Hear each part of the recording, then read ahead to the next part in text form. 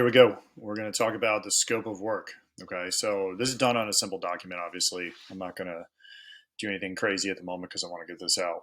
So, one of the problems is that every single meeting person that I've spoken to, a B2B business owner that provides service for the market, they've worked with cold email or have done it on their own. And every single person that I've spoken with has an issue that they just don't get any results. They've paid likely a very high retainer.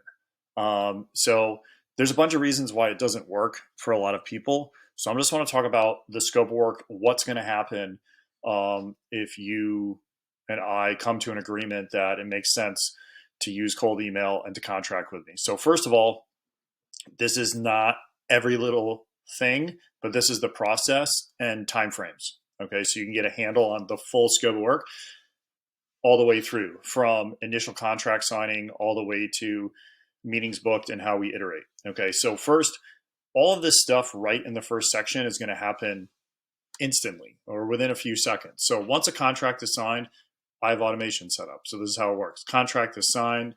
We talked about it on a meeting. You say, yeah, I want to go ahead. Contract's getting signed. The second that contract's getting signed, you're going to get an email with an invoice.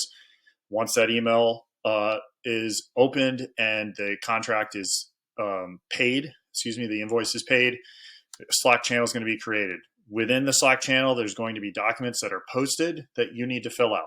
The reason why those need to get filled out is because that's going to allow me to do a bunch of work. Okay, it's going to offer domain suggestions. It's going to offer prefixes, suffixes for them based on the number of domains that you want to use. That's all fully automated.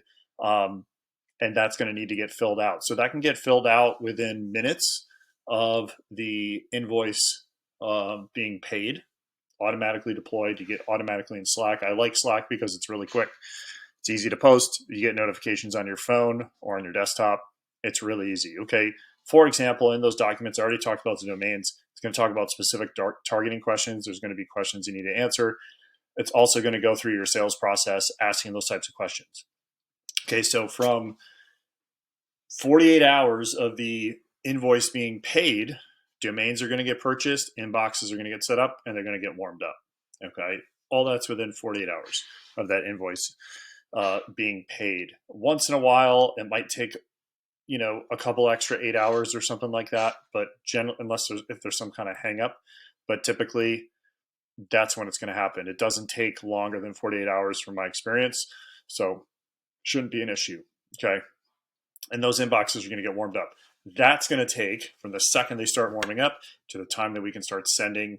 That's going to be 2 weeks. Those are calendar days. Doesn't have to be business days. Okay, so those are warming up. As they're warming up over that time period, copywriting is going to be completed and approved in Slack. There's buttons that get deployed to approve or offer suggestions for the copy so that we are both comfortable with exactly what is being said, how it's being said, everything in there. List creation is going to be posted and approved in Slack. Okay, so what that means is who specifically we're targeting as far as the industry, the niche, the titles. Okay, and then once you take a look at that and you say, yeah, that looks good for our first rip, that's when we're going to go ahead. After those 14 days are up from the warming, we're going to start to launch campaigns. We'll ramp the per inbox up to 20 to 30. Typically, I go to about 30 emails per inbox. Okay, so we'll slowly ramp that up over the week or 2 weeks from starting at 5 all the way up to 30.